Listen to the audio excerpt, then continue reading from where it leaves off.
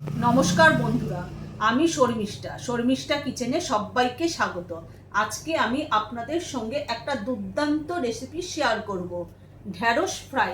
আর এটা হবে একদম খেতে অসাধারণ। আপনারা না খেলে বুঝতেই পারবেন না কতটা টেস্ট হয়। আর বাড়িতে অতিথি আসলে আপনারা যদি এই ঢ্যাঁড়স ফ্রাইটা করে দেন, তারা খেয়ে বুঝতেই পারবেন না যে এটা কি খাচ্ছে। আর এটা একদম হবে সাদামাটা আর ঘরোয়া উপকরণ দিয়েই আপনারা তৈরি করে নিতে পারবেন। চলুন দেখে নিই কীভাবে বানাই। ঢ্যাঁড়স ফ্রাইয়ের জন্য আমি এখানে ঢ্যাঁড়সগুলোকে এখানে বোটাটা কেটে নিয়েছি। আর এখানে আমি যদি পোকা থাকে তার জন্য একটুখানি চিড়ে নিয়েছি। এটাকে আমি ফ্রাইয়ের জন্য একটা ব্যাটার তৈরি করে নেব। আমি একটা পাত্র নিয়ে নিয়েছি ব্যাটারের জন্য। এখানে আমি 3 চামচ ময়দা দিয়ে দেবো।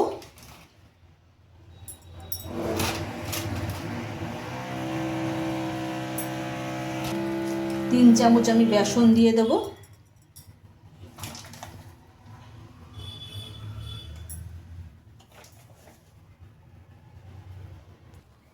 স্বাদ মতো আমি নুন দিয়ে দেবো। অল্প একটু কালো জিরে দিয়ে দেবো। ঢ্যাঁড়সের পরিমাণটা যদি বেশি হয় তাহলে আপনারাও এই ব্যাটারের জন্য যে জিনিস নেবেন তার পরিমাণগুলো একটু বাড়িয়ে দেবেন।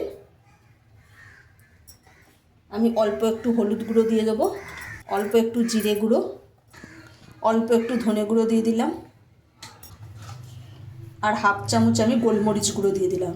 আপনারা এখানে কাঁচা লঙ্কাও কুচিয়ে দিতে পারেন। আমি এখানে কাঁচা লঙ্কাটা ব্যবহার করিনি, কেন বাচ্চারা খাবে তো, এর জন্য এখানে আমি গোলমরিচ গুঁড়ো দিয়ে দিলাম ঝালের জন্য।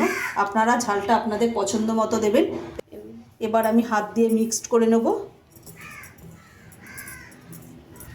আমি এখানে অল্প একটু জল দিয়ে দিয়েছি, আর একটু জল দিয়ে দেবো, দিয়ে আমি ব্যাটারটাকে তৈরি করে নেব। ব্যাটারটা একদম পাতলাও হবে না, খুব ঘনও হবে না। ব্যাটারটা ঠিক এরকম, খুব ঘনও না আর এইটা একদম পাতলাও হয়নি, একদম মিডিয়াম। মানে এইটা দিয়ে ফ্রাই করলে খুব সুন্দর লাগবে খেতে। আমি গ্যাসটা ধরিয়ে দিয়ে কড়াইটা বসিয়ে দিয়েছি। এবার কড়াইয়ের মধ্যে আমি তেল দিয়ে দেবো, সাদা তেল। এবার আমি তেলটাকে ভালোভাবে গরম করে নেব।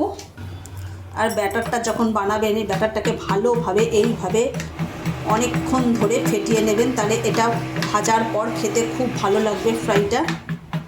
এইভাবে ভালোভাবে ফেটিয়ে নেবেন। দেখুন আমি কত সুন্দরভাবে ফেটিয়ে নিয়েছি। ঠিক এইভাবেই আপনারা করে নেবেন।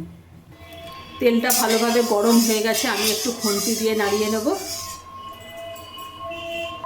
এবার আমি একটা একটা করে ঢ্যাঁড়স এইভাবে ব্যাটারের মধ্যে চুবিয়ে আমি